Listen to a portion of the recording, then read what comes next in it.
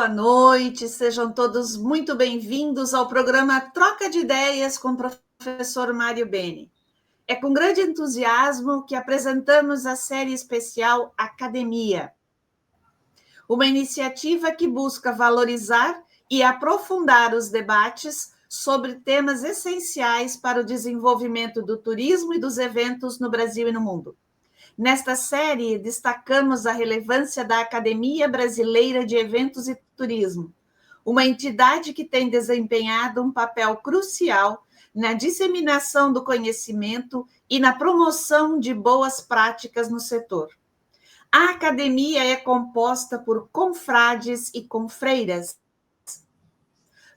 profissionais de notório saber e com trajetórias de destaque em suas respectivas áreas de atuação. São especialistas, professores, pesquisadores, profissionais e líderes que juntos fortalecem a base teórica e prática das atividades turísticas e de eventos, contribuindo para um crescimento sustentável e inovador do setor. O programa Troca de Ideias, com a experiência e visão do professor Mário Beni, tem como um de seus objetivos principais trazer insights e conhecimentos que realmente façam a diferença para aqueles que atuam no setor de turismo.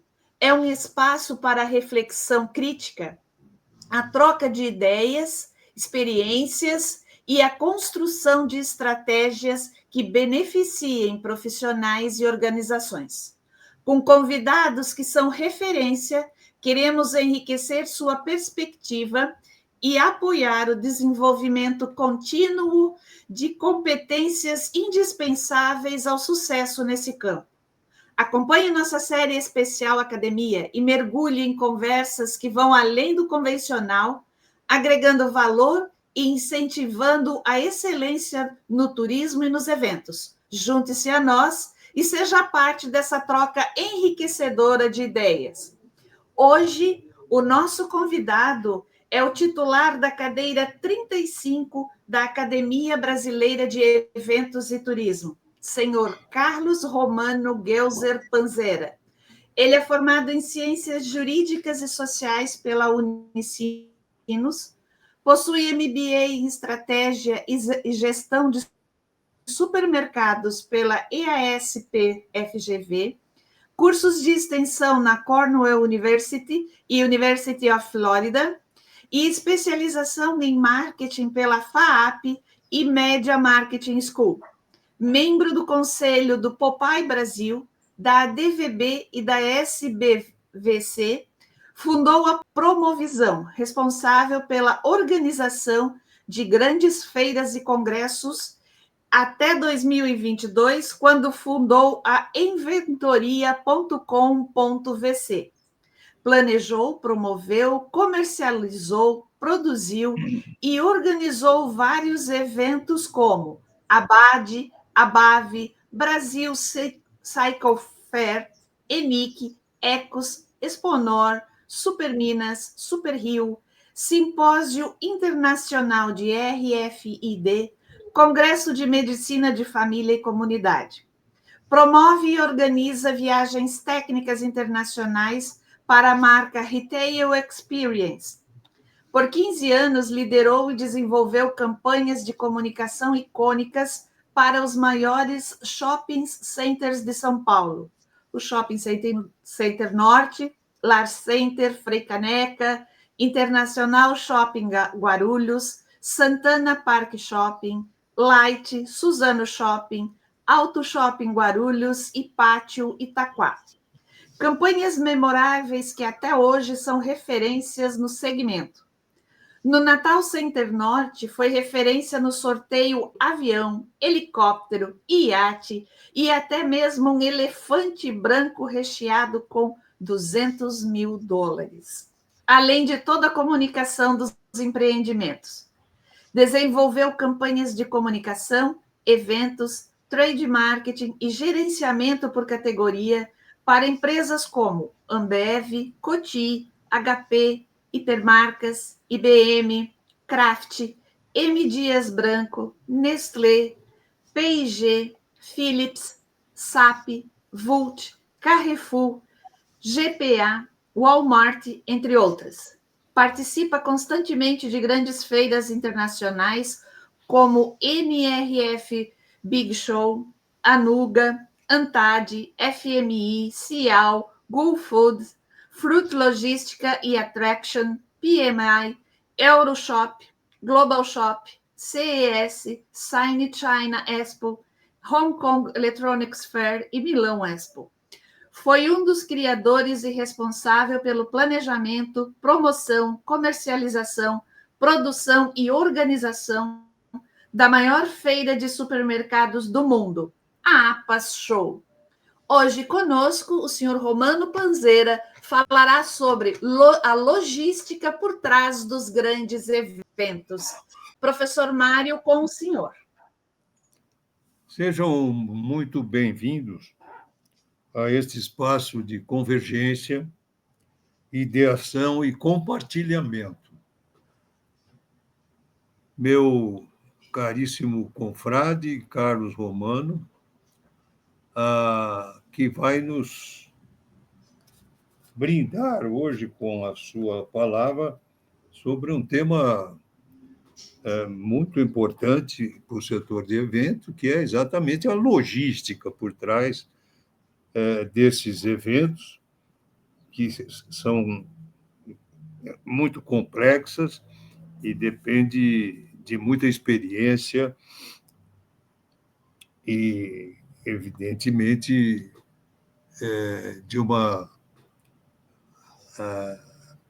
de um desempenho essencial nas organizações de grandes eventos. Essa logística, desde festivais culturais, conferências, eventos esportivos. Então, toda essa complexidade nesses eventos envolve uma série de etapas coordenadas que garantem o sucesso e a segurança do público e dos participantes, além de assegurar que todos os recursos necessários estejam disponíveis no tempo e local corretos. E, a seguir, exploram-se os principais elementos logísticos envolvidos, com apoio em estudos renomados na área. É exatamente sobre isso que nós vamos ouvir as palavras do Romano, e o planejamento logístico, que é o ponto de partida para qualquer grande evento. Então, essa fase abrange desde a escolha do local, a estruturação dos horários, até a previsão de materiais, serviços necessários para atender à demanda. O planejamento detalhado, que inclui cálculos de fluxo de público, análise de riscos, permite uma visão holística, identificando potenciais desafios e preparando soluções proativas. A escolha do local envolve também considerações de acessibilidade, segurança, capacidade e acomodação, fatores que devem ser alinhados com as expectativas do público e as exigências regulatórias. A infraestrutura para os eventos de grande porte inclui tanto os elementos fixos, como instalações, mobiliário, quanto estruturas temporárias, como tendas, palcos, móveis. Portanto, o transporte é outro aspecto crítico que exige a coordenação entre diversos modais para facilitar o acesso ao evento. Estudos na área logística aplicada destacam aí que uma gestão que é uma gestão eficaz do transporte público e privado, que minimiza congestionamentos e melhora a própria experiência dos participantes. Então, essa logística de suprimentos, que envolve a aquisição e o armazenamento de distribuição de recursos, como alimentos, materiais, limpeza, enfim, equipamentos de segurança, são palavras do próprio Romano em seus pronunciamentos anteriores, e que eu tive a oportunidade de estar presente e observei. Então, além disso, a gestão de suprimentos deve ser flexível, suficiente para responder à demandas muitas vezes imprevistas, mas sem comprometer o orçamento planejado. Um dos pontos mais críticos da logística de grandes eventos é exatamente a segurança. De acordo com Lima e Souza, que nós consultamos, é fundamental adotar um plano de gestão de riscos que envolva a avaliação contínua e o monumento que é esses eventos, que exige um monitoramento de potenciais ameaças, como condições climáticas adversas, crises de segurança pública. Portanto, a presença de profissionais treinados e o acesso a equipamento de emergência são indispensáveis para lidar com incidentes de maneira rápida e eficaz. Portanto, a logística também deve considerar a experiência do público, desde a entrada até a saída do evento, a gestão dos fluxos de pessoas, a organização das áreas de espera e a acessibilidade de todos os públicos, que são pontos essenciais.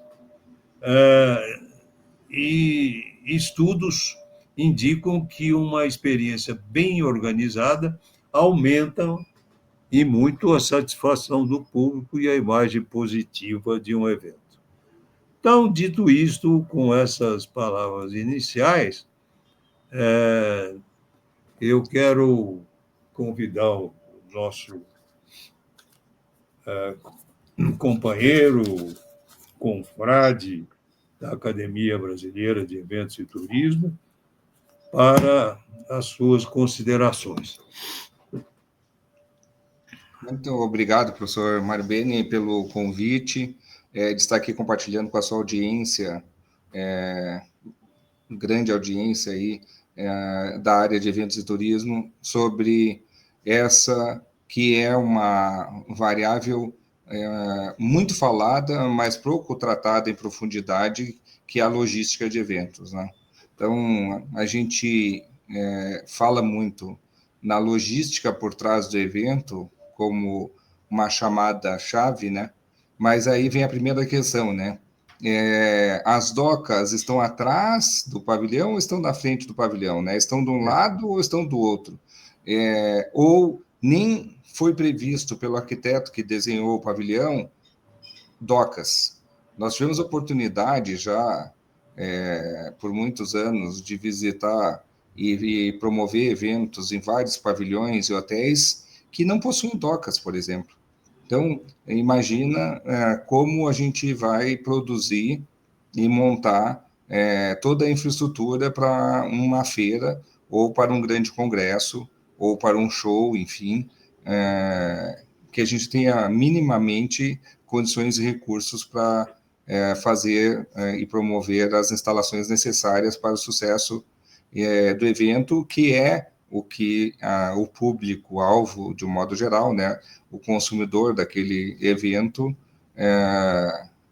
pagou e exige, enfim, como contrapartida ao valor pago, né? Então, dito isso, né, eu gostaria de trazer algumas reflexões aqui que o senhor já apontou, mas eu acho importante a gente também reforçar e sublinhar, né? A primeira é a questão de segurança e gestão de risco. Nós temos notado que muitos promotores e organizadores não estão colocando um olhar profundo nessa questão. Então, a gente convida a todos que se aprofundem, realmente estudem, planejem e esgotem no pré-evento, né, ou seja, durante o planejamento do evento, meses antes da sua realização, estas variáveis, né, que vão desde as intempéries, né, ou seja, questões de temperatura, pressão, condições climáticas, no modo geral, até a própria, vamos dizer assim, condição do parque, parque no sentido figurado, né, ou seja, do local da instalação do evento, né. A gente viu agora mesmo, nas últimas 2 semanas, um evento acontecendo num parque aqui em São Paulo, um evento aberto, voltado para o público final consumir produtos de alimentos e bebidas, e num período, né, se a gente lembrar, né, as águas aqui em São Paulo vão de outubro a março, né? Até tem Sim. música que retrata isso. E eu fico me perguntando, né, este promotor está fazendo um evento aberto ao público para aumentar o consumo de alimentos e bebidas, né? Ou seja, trazendo vários chefes convidados, etc., num evento em campo aberto, num período que a gente sabe que 90% dos dias terão chuva, né? Então, eu fico me perguntando o que passou na cabeça desse promotor para tomar essa decisão, já que o parque tinha outras datas disponíveis em épocas que não tem chuva, né? Essa é uma questão primordial, que é a data de realização do evento. Ou seja, a gente fala muito da logística do evento, mas a logística passa primeiro pela definição de data local, né? Então, ponto 1, né? Ponto 2, a gente vê eventos como corrida de Fórmula 1, corrida de Fórmula Indy, corrida de Stock Car, corrida de carros elétricos, que é a Fórmula E, entre outros, né, que exige uma série de dispositivos de segurança, uma série de dispositivos de campo, evasão e saída de carros, por exemplo, que são desenhados e permitem no circuito que o corredor, né, ou seja, o piloto saia vivo de qualquer tipo de acidente ou incidente, né? É uma tecnologia que se aperfeiçoa ano a ano, semestre a semestre, dentro desses eventos. E por que eu estou citando eles, né? Porque eu acho que esta tecnologia, né, este olhar profundo para a segurança de um piloto deve ser estendido para todos que atuam nesse tipo de evento, na montagem, na infraestrutura, né, em toda a logística e operação do evento. Então, eu fico me questionando assim, né, como a gente pode trabalhar isso de uma melhor forma, que a gente tenha a garantia de que todas as equipes estejam protegidas e estejam contempladas com horas de trabalho vamos dizer assim, possíveis, né, que não tenha esgotamento, para que não aconteça nenhum tipo de incidente ou acidente com esses produtores e esses montadores desse tipo de evento, né. Da mesma forma, para o pavilhão, a gente tem notado cada vez mais um esgotamento de demandas e vamos dizer assim, uma contração da disponibilidade de datas para montagens de grandes eventos. Outrora, a gente tinha 7, 8, 9, 10 dias para montar uma grande feira aí de 80 mil metros quadrados, e hoje a gente está com 5 dias, e algumas até com 4 dias e meio. Imagina isso para montar com um evento com toda a operação, com mais de 1.500 caminhões, né, com mais de 5.000 homens, para montagem, com mais de 5.000 homens e mulheres, né, para parte de limpeza, operação, segurança, enfim, que são as atividades paralelas, né, mas que todas contribuem para o sucesso do evento, para que no dia da inauguração o público-alvo, de novo, que pagou para ter uma recepção e para ter uma excelência no atendimento, chegue no evento com ele pronto, né, completo dentro daquilo que foi planejado. Então, eu penso que a gente precisa realmente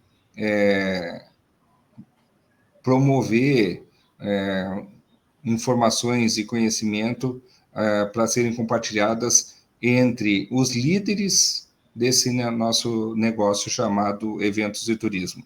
Porque aí, se o líder assumir e assimilar que tem várias atividades que hoje não estão sendo contempladas por eles nos planejamentos, na realização dos seus eventos, a gente vai conseguir baixar e descer isso em cascata para os diretores, gerentes e os próprios operadores e montadores desses eventos. Muito bom. Perfeito. Me diz uma coisa, de que forma o planejamento logístico pode influenciar diretamente no sucesso ou fracasso de um grande evento? Essa é a pergunta de $1 milhão, né, professor? Que a gente fala, né, muito isso, e eu reforço muito no processo de planejar um evento, a gente precisa fazer reuniões intra-equipes de infraestrutura com cada área, né? Então, assim, com a área de montagem, a área de elétrica, a área de hidráulica, a área de operação, para que a gente tenha, vamos dizer assim, claramente o que cada área demanda e como a gente vai conseguir levantar todas as necessidades e montar tudo aquilo que é demandado por essas diversas áreas integradas. Mas isso é aquilo que eu falo, né, que é o dentro do evento, né? Agora, para chegar no evento, a gente tem que conversar com todo mundo, que são os agentes públicos que gravitam em torno de um evento dessa natureza e dessa grandiosidade, né? Porque, como o senhor citou no título da nossa entrevista, né, é a logística por trás dos grandes eventos, né?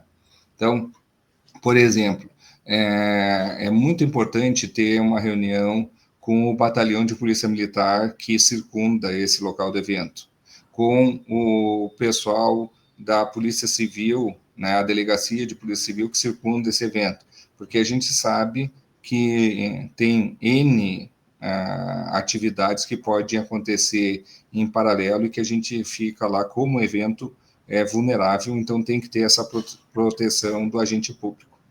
Por outro lado, nós temos a operação de trânsito também. Então, cada cidade tem os seus profissionais de engenharia de tráfego e de fluxo de tráfego, né?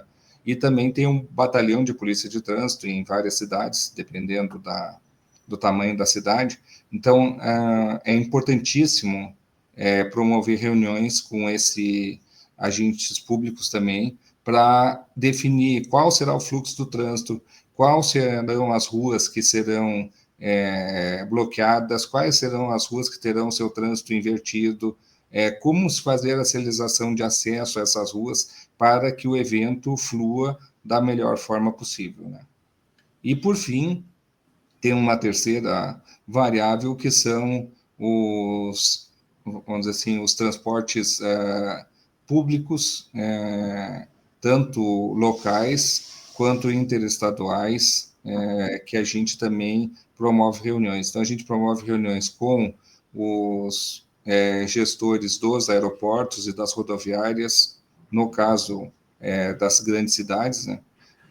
Bem como os gestores também do metrô ou do trem urbano, também no caso de grandes cidades, né? Então, é importante, por quê? Porque eles vão ter um fluxo diferente em determinados dias, né?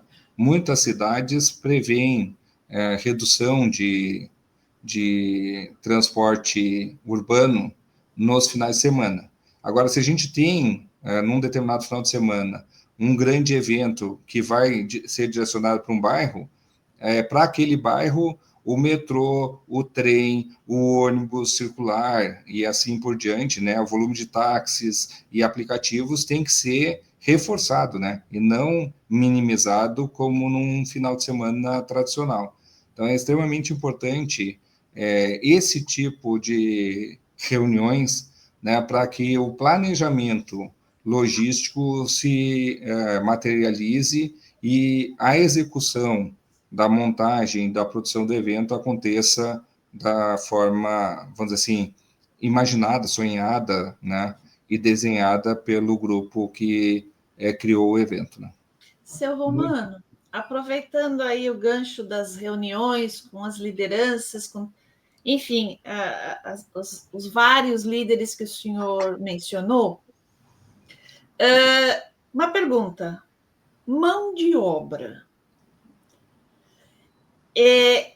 A gente sabe que São Paulo vamos dizer assim, é um ponto fora da curva, né? Se formos comparar ao resto do Brasil, São Paulo ele tem uma certa mobilidade, uma certa facilidade de trânsito, pelo menos. Mas e mão de obra? A gente sabe que em 2020, com a pandemia, o pessoal ficou sem emprego. Muita gente migrou para outras áreas, pessoal que trabalhava com montagem, a mão de obra mesmo, que estava lá montando, eletricista, isso e aquilo, eles migraram para outras áreas. Inclusive, numa outra live que o senhor participou conosco, a gente tocou nesse assunto. Sim. Hoje, 4 anos depois, como é que está essa situação? Eu acho que melhorou bastante. Eu acho que a gente teve lá em 22 um retorno ainda com risco, né? Alguns eventos um pouco caóticos, né? Porque realmente não se tinha mão de obra disponível no volume que os eventos estavam demandando, até porque ninguém imaginava que naquele período ali de transição do pós-pandemia, né, aconteceriam tantos eventos como aconteceram. Em 23, nós vimos que teve uma melhora considerável, e em 24 está continuando essa melhoria. Né? Mas aí é importante, Gislaine e professor Maribeni, registrar que nos mercados, vamos dizer assim, onde a economia está avançada, né, no sentido de aumento de produtividade, de aumento de produção e aumento de demanda, e aí eu vou citar aí alguns estados como Santa Catarina, Paraná e São Paulo, por exemplo, a gente está tendo problema de mão de obra, de disponibilidade de mão de obra em vários setores, não só no setor de eventos, né? Eu tenho amigos aí que, para a construção de gôndolas, aquelas prateleiras de supermercados, self-checkout, que é aquele caixa que a gente mesmo finaliza a compra nos supermercados, etc., as fábricas estão com problema. Elas estão trabalhando em 2 ou 3 turnos, mas não tem como repor soldador, não tem como repor montador dentro da fábrica, e eles estão assim desenvolvendo projetos com o Senac, com o Senai, para formar esse pessoal e mesmo que venha como estagiário, procurar auxiliá-los, treiná-los e aperfeiçoá-los para que, vamos dizer assim, tenha essa demanda atendida. Né? No caso dos eventos, a gente tem algumas dificuldades pontuais, mas depende do volume de eventos, né? É interessante, e aí tu citaste São Paulo como exemplo, né? São Paulo acontece mais de 100 de eventos na cidade de São Paulo por dia, né? Então a gente tem assim um evento desde 3, 4 pessoas até um evento de 100 mil pessoas. E, obviamente, isso acaba demandando da força de trabalho se disponibilizar, a se deslocar para entregar e garantir a entrega em vários locais de determinados tipos de serviço. Né? Então, o que eu tenho visto nisso, né, que é importante? É uma situação que passa pelo contratante, né? Ou seja, o expositor, para a gente falar, é de um lado, né? E às vezes o próprio promotor do evento, ele contrata uma organizadora, mas ele não libera e não autoriza todos os seus contratos ou afazeres para que a organizadora consiga implementá-los, né?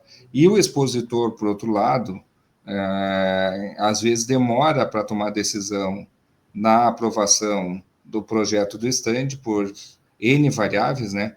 Mas a mais importante delas, eu acredito que é custo, porque existe aí uma doutrina, né, no sentido de reduzir o máximo de custos, e isso faz com que o pessoal de compras demore para autorizar aí a contratação.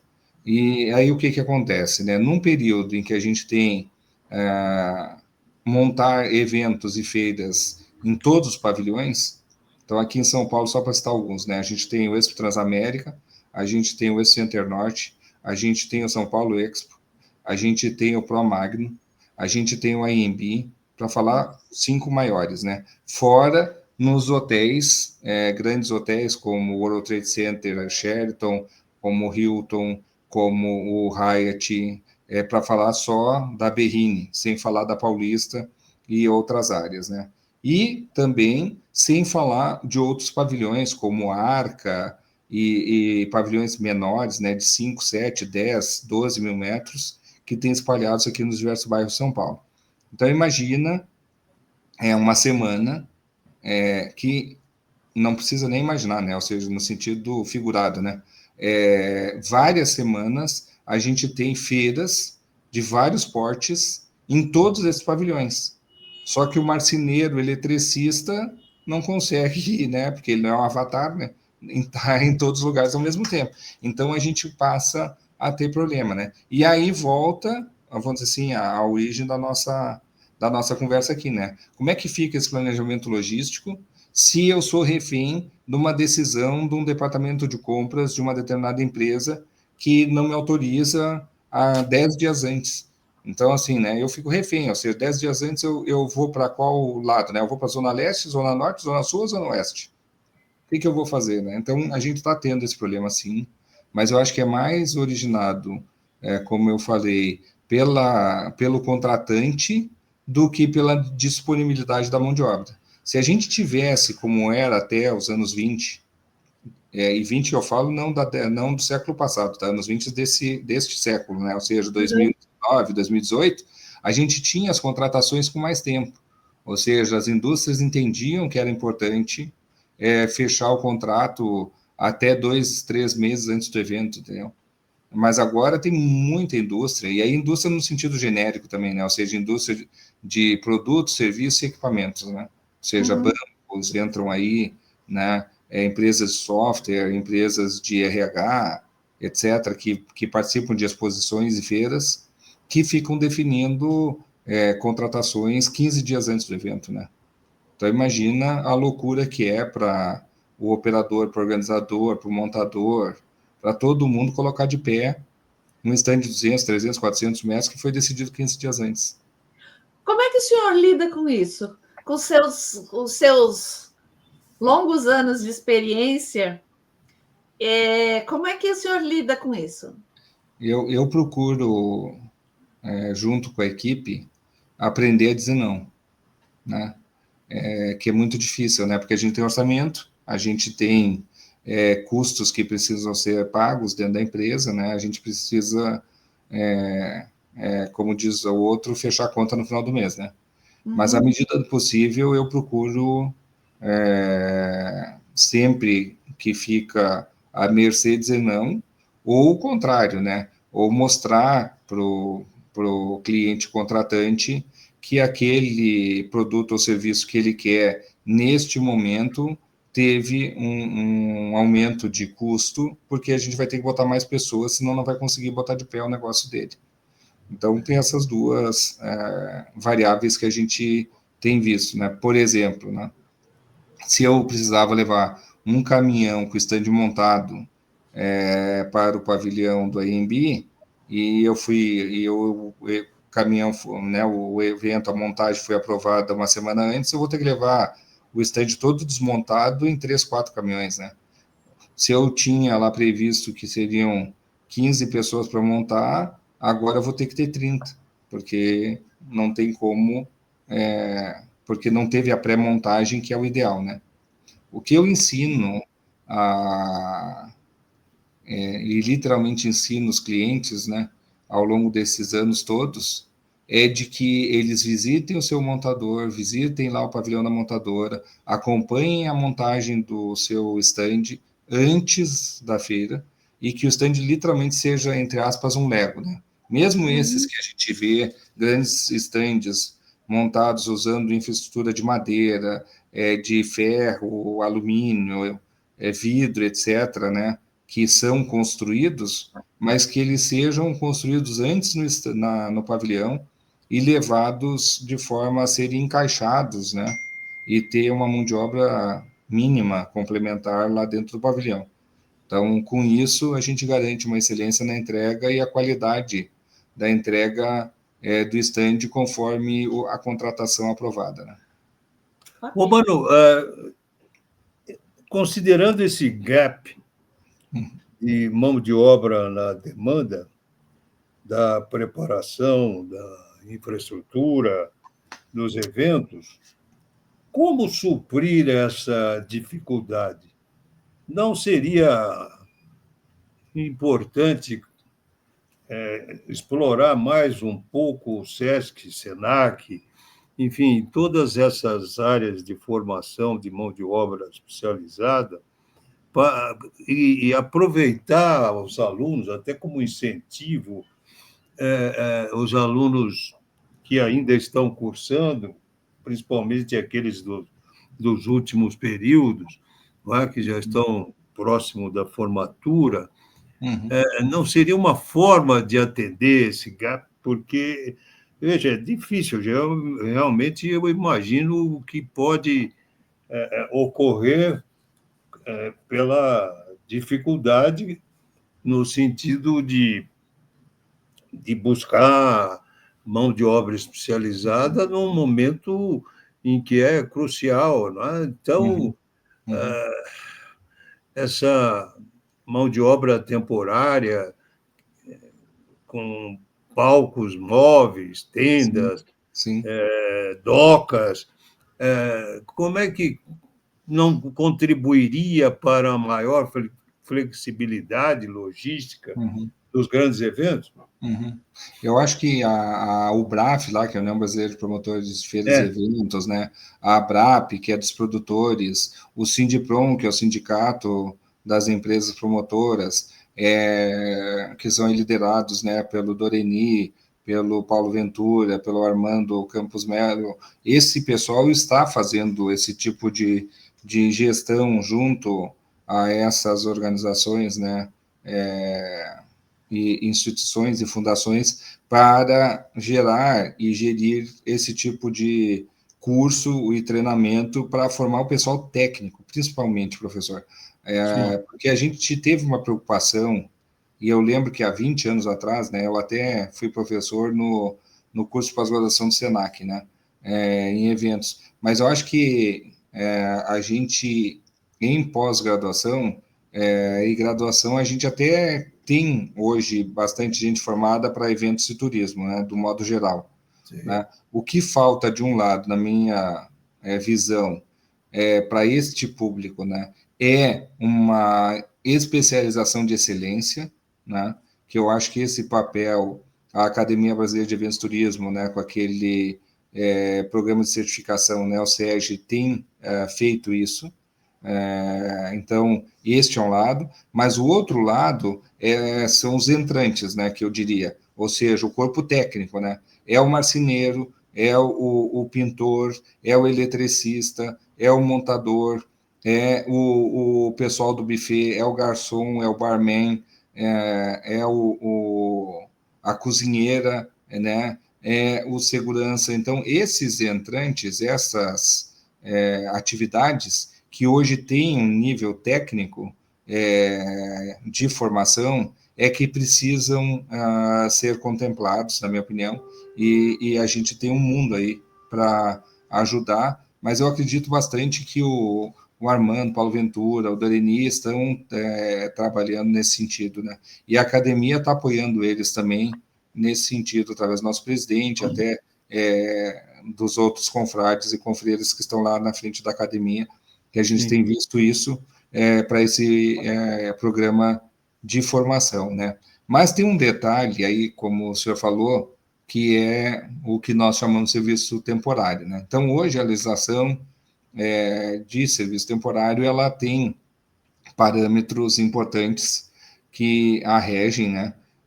E que também está sendo feito um trabalho de esclarecimento, né, em Brasília, para que exista algum tipo de elasticidade no sentido desta operação temporária, né?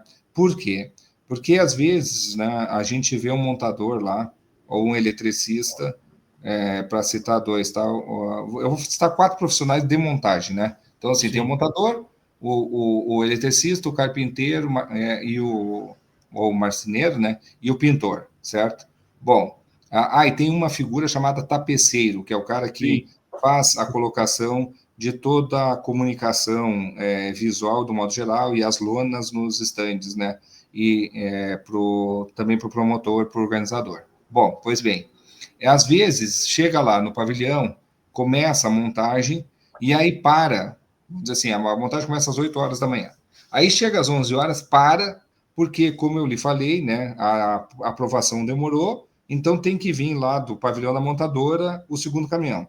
Esse segundo caminhão não chega às 11h05, por um problema que deu no trânsito, a marginal está parada, no caso de São Paulo, tá? Marginal Pinheiros está parada, como exemplo, né? Então, o caminhão demora, ao invés de ele levar 1 hora para ele chegar até lá, no pavilhão ele levou 3 horas. Isso é a coisa mais normal de acontecer em São Paulo, tá? Aí, o que aconteceu lá na ponta, né?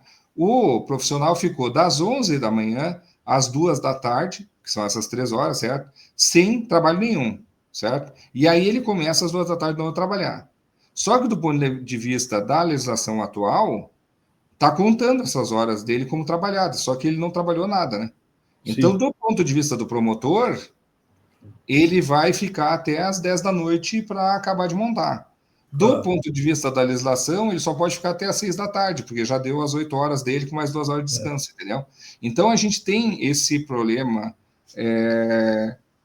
para resolver com os legisladores, para que seja constituída ou redigida e aprovada, não sei qual é o melhor termo, né, uma legislação própria para eventos contemplando essas variáveis que são ímpares, né, ou seja, só em evento que acontece, né, porque, ou seja, a pessoa ficou parada 3 horas, ele não ficou parado porque ele quis, ele ficou parado porque o caminhão não veio, ele ficou parado porque o cliente pediu para mudar uma parede, também tem isso, né? O cliente chega lá na hora, olha e diz, não, essa parede eu não gostei, muda aí. Aí tem que voltar lá na montadora, mudar. Esse tempo todo, a mão de obra lá, o marceneiro, o carpinteiro, o eletricista, todo mundo fica parado, esperando até que a parede volte.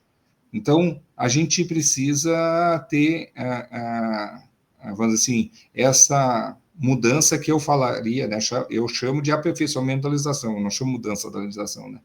Mas eu acho importante. Então, de um lado, a gente precisa ter realmente no SESC, no SENAI e no SENAC um aperfeiçoamento dessa formação, tá? Dessa mão de obra técnica. Eu acho que tem um mercado gigante aí para isso, né? Que a gente pode realmente treinar e capacitar essa mão de obra e, consequentemente, o valor, né, da remuneração, né, o salário médio vai crescer, né, vai aumentar, então é bom porque gera renda, né, para essa população. E, por outro lado, a questão do que significam horas trabalhadas, né?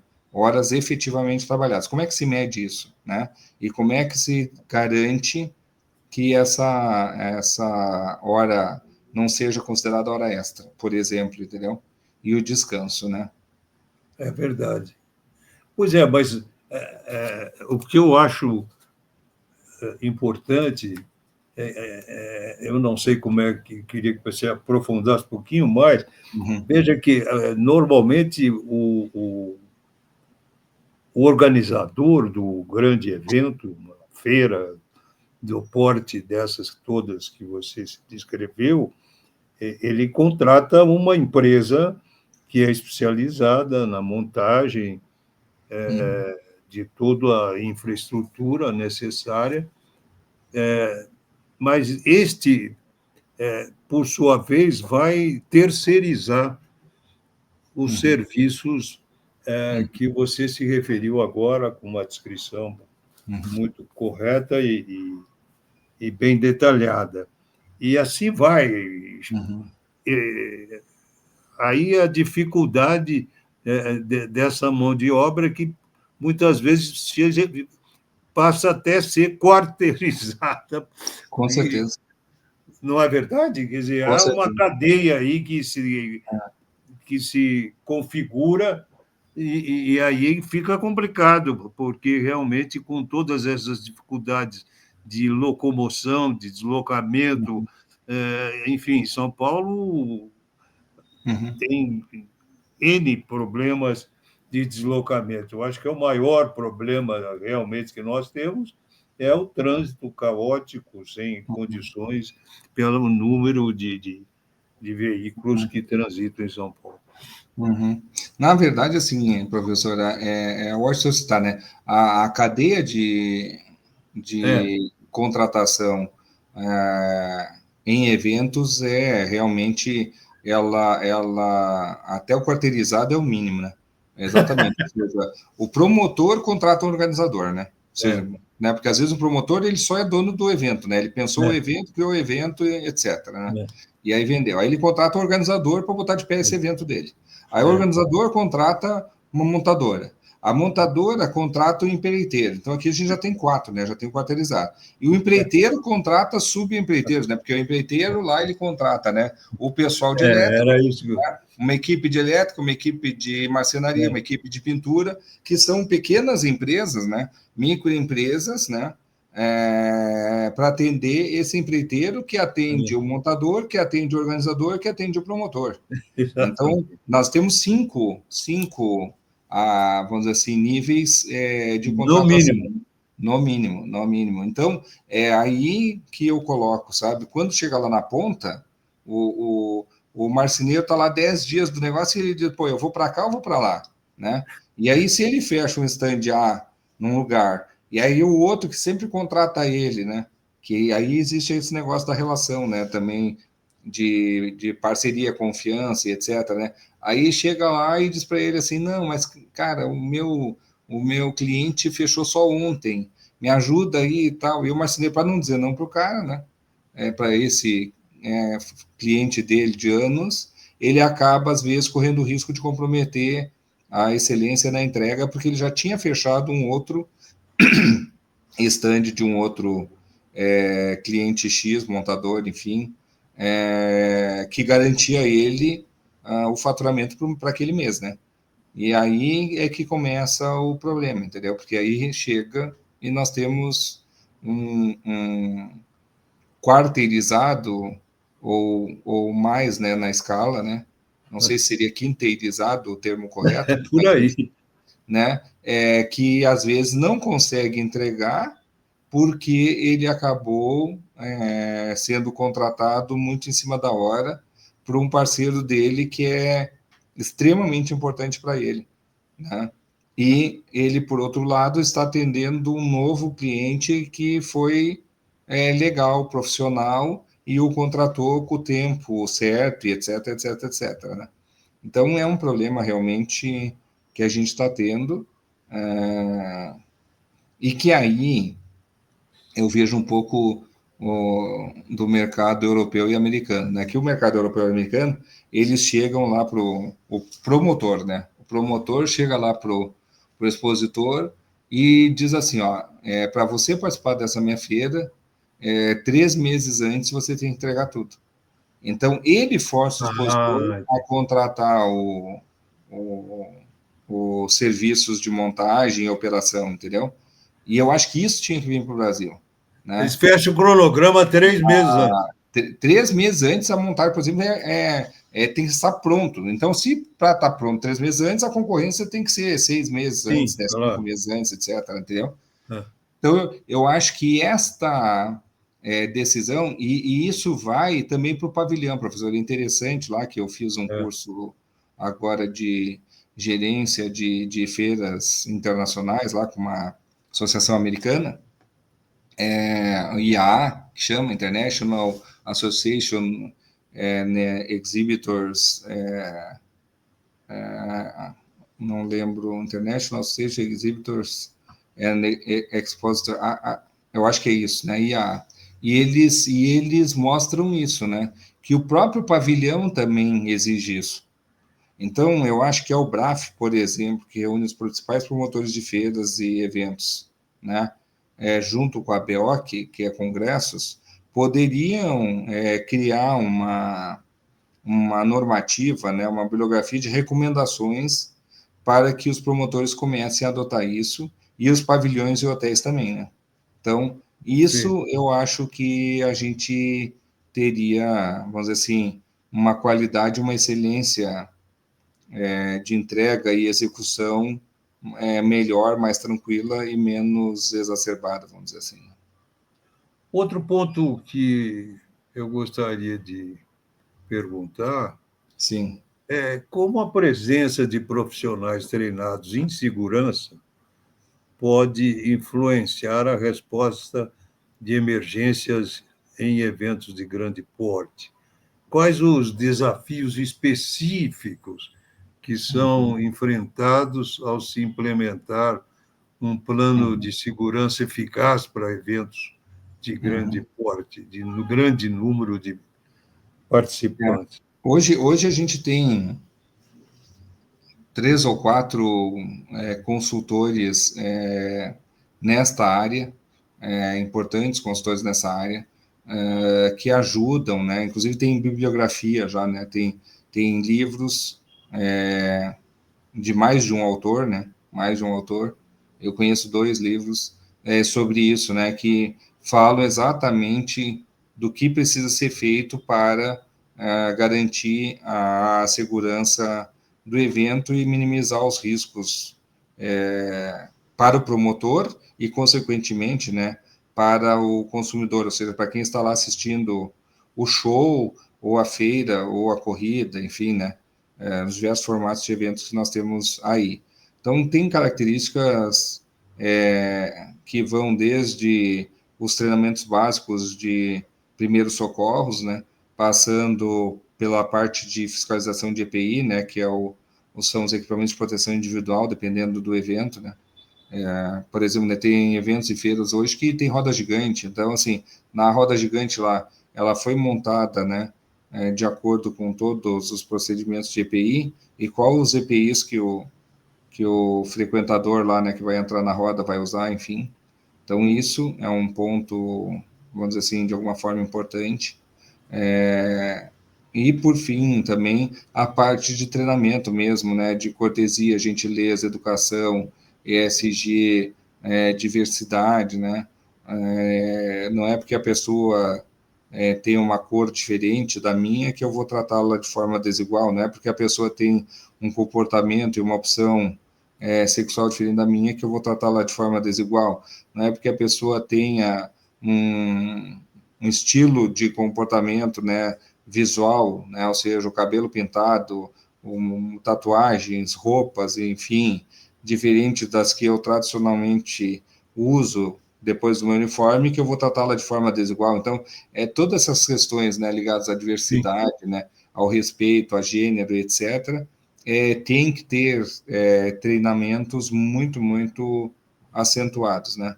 E eu estou vendo, assim, esse movimento está melhorando, né? Tem empresas que fazem isso, mas, de novo, né, isso tem um custo, e às vezes o promotor do evento não quer pagar esse custo. Então acaba contratando uma empresa menos qualificada e aí, obviamente, ele acaba tendo o resultado de riscos que ele não gostaria, mas na prática é o que acaba acontecendo, né? É o que acaba acontecendo, que ele não vai ter esse resultado, né? Muito bom, Romano. Uma última pergunta. Sim. De que forma a experiência positiva do público pode afetar o legado de um evento e influenciar edições futuras desse evento? É interessante, né?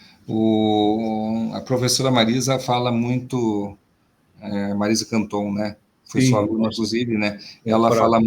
Ela fala muito da hospitalidade, né? Da hospitalidade, ou seja, é o bem receber, né? A Sim. gente, eu acho que o evento, ele é marcado, qualquer tipo de evento, né? Ele é marcado pela chegada do frequentador, né? E aí, eu acho que a gente busca isso, né? Ao longo do tempo, aí, todas as feiras que eu promovi, eu busquei esse grau de excelência na recepção, né? Ou seja, a pessoa chega, tem lá um profissional, independente do sexo e independente né, se é portador de alguma deficiência ou não, mas está lá atendendo em nome do evento, né? E aí com um sorriso, sabe? Seja bem-vindo, por favor, né? O senhor quer ir para a secretaria, o senhor está com o seu crachá, então é aquele corredor, a entrada é lá, a entrada é aqui, etc., né? Aquele que a gente chama picolé, né? Aquela plaquinha em cima da cabeça, né? Dizendo posso ajudar, a camiseta que posso ajudar. Então, o frequentador chega e ele se sente um termo que eu uso muito, né? Acolhido, né? Ele se sente bem recebido, né? Afetuosamente recebido. Isso já muda, assim, né? Porque ele vem do trânsito, ele vem do avião, vem não sei o que, aí chega lá, né? E aí a pessoa recebe ele de braços abertos. Então, assim, é uma, vamos dizer assim, situação que, na minha opinião, marca o fim do evento, né? Ou seja, é interessante isso. A hospitalidade bem feita, ela garante que a impressão da pessoa sobre o evento seja positiva, mesmo ao longo de mais 1 ou 2 dias que ele permaneça no evento, né? Por outro lado, né, tem graus de serviços que a gente precisa ter dentro de uma feira, de um evento, de um show, de uma corrida, enfim, que a gente garanta que este frequentador tenha, vamos dizer assim, se sinta confortavelmente acolhido e participante do evento. Então, a busca por isso, eu acho que passa totalmente pelo treinamento da equipe. De novo, professor, a gente volta naquele ponto que nós falamos anteriormente, né? Uma equipe de recepção, de operação e de produção bem treinada garante o sucesso do evento. Uma equipe mal treinada, com certeza, nós vamos ter ruído, né? E hoje em dia, as mídias sociais, a internet, né, estão aí para isso, né? Para a pessoa chegar lá e já criticar o promotor, o realizador, com certeza. Seu Romano, uma perguntinha. O senhor organizou um evento, você está com tudo certinho, bonitinho lá, planilhado, bonitinho. Agora eu pergunto, é possível você executar um evento sem um plano B, um plano C e um plano D? Na minha opinião, não. Na minha opinião, Gislaine, a gente tem que prever, primeiro assim, né, no planejamento, né, a gente desenha o evento e faz lá o project com N atividades, pacotes que a gente chama lá, né, de execução com seus responsáveis, etc. Isso é o evento. Aí depois a gente precisa desenhar um plano B, né, para cada atividade. Ou seja, se isso aqui não der certo, o que eu vou fazer, né? Isso aqui não deu certo, por quê, como, etc. E, obviamente, com histórico fica um pouco mais fácil, né? Porque a gente já sabe, né? O que a gente vai prever com o plano B. Mas imagina um evento que está começando, que é a primeira edição. Então, como é que eu vou pensar isso, né? Como eu vou contingenciar isso? Como eu vou trabalhar a questão da crise, a gestão de crise, né? Como eu vou trabalhar esse processo para que eu tenha, vamos dizer assim, a garantia da excelência na entrega, né? Então, é fundamental, sim, a gente ter, no mínimo, um plano B, né? O ideal é, como você disse, né? Ter um plano B e um C, e também um plano de gestão de crise, porque é importante a gente treinar um porta-voz para falar em nome do evento, quando acontece, né? A gente tem visto aí estandes em algumas feiras caindo, né? Em alguns shows, o pessoal, o trabalhador reclamando como trabalho escravo, e assim sucessivamente, né? Então, como é que a gente vai ter um grau de excelência junto ao público final, junto à sociedade, junto à mídia, né? De um modo geral, junto à imprensa, para garantir a qualidade da verdade, né? Que isso é uma coisa que eu aprendi, ou seja, na gestão de crise, a gente tem que falar sempre a verdade. Porque se a gente não falar a verdade, alguém vai falar.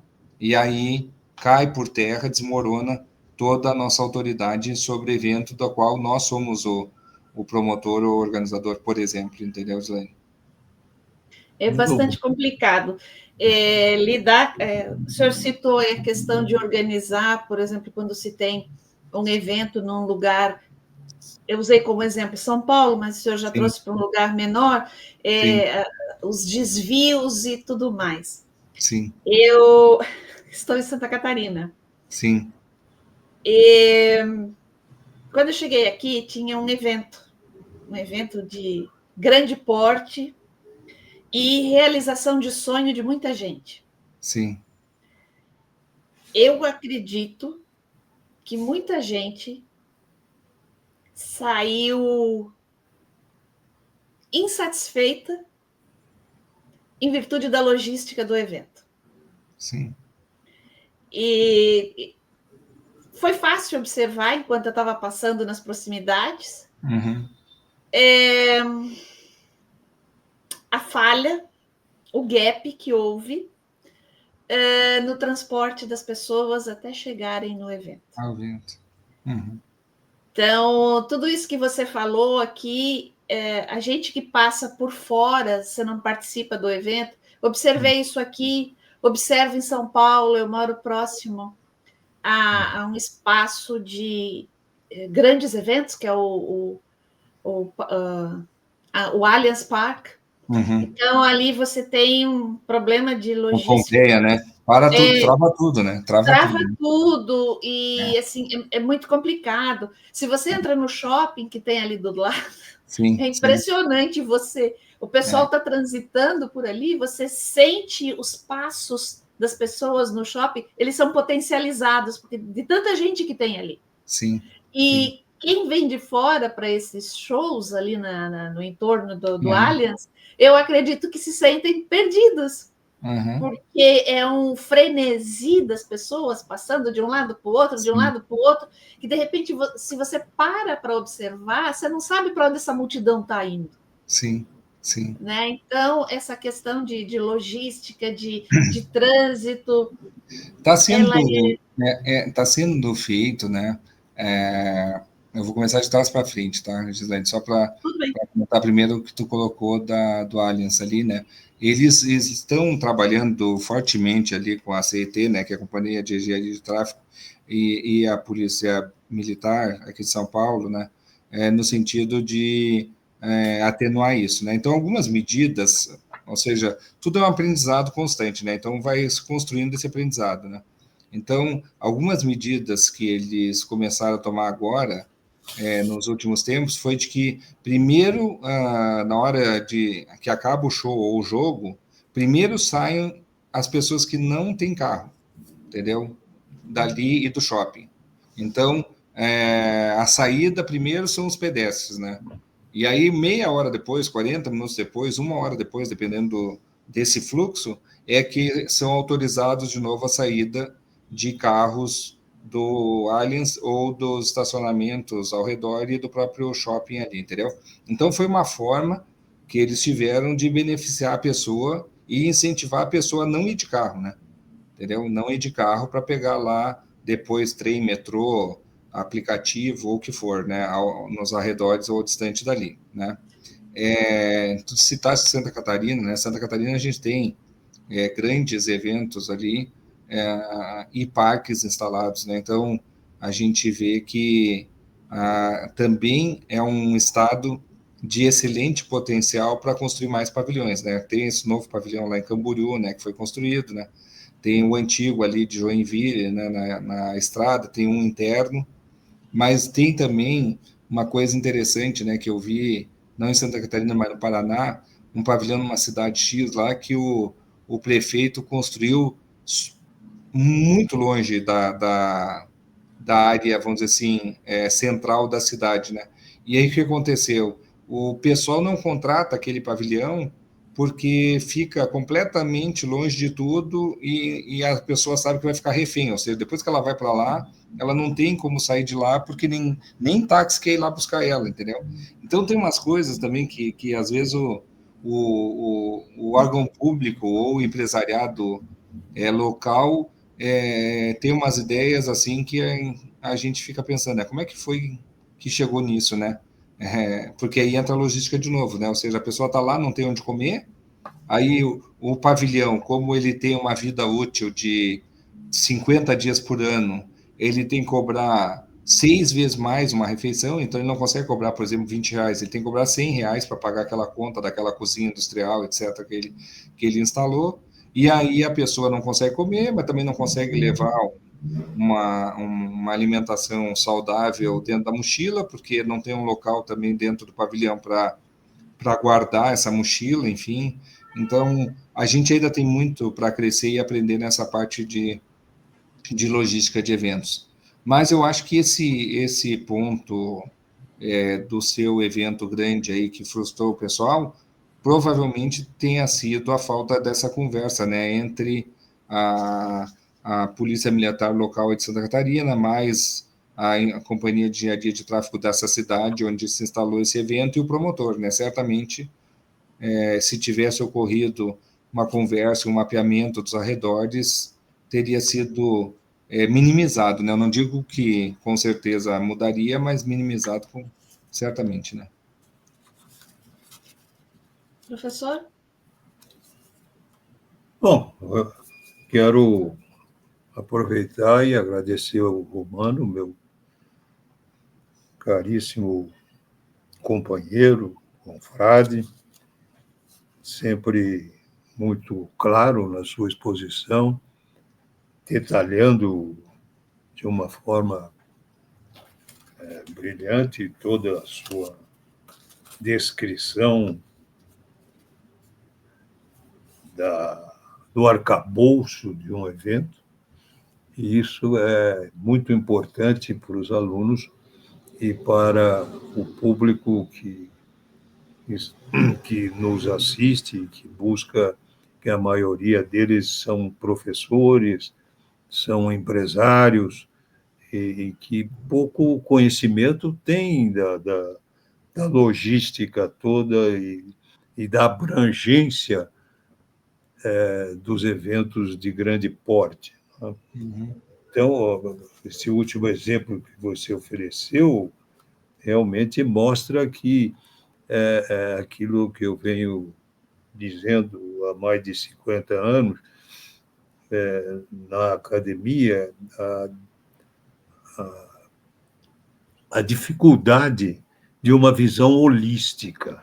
As pessoas olham o campo de interesse pessoal. Então, aí você tem a iniciativa privada olhando o aspecto, e você colocou muito bem, o espaço é ótimo, realmente atenderia a todas as demandas necessárias, mas a localização não tem suporte para manter efetivamente o sucesso empresarial, enfim, e comercial daquela área, seja pela distância, seja pela dificuldade de deslocamento. Então, veja que quando isso foi imaginado, projetado, eles contrataram um bom arquiteto, que fez um belo espaço, mas esqueceram de ver o entorno, Em torno, né? né? As dificuldades do entorno, as dificuldades efetivas de deslocamento, de alimentação. Então, isso me entristece muito, porque realmente a gente aprende isso.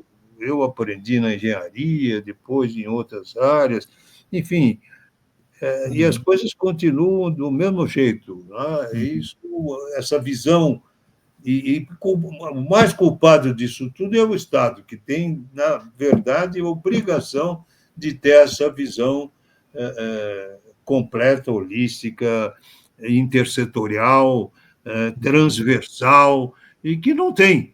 Não é? Na verdade, não tem.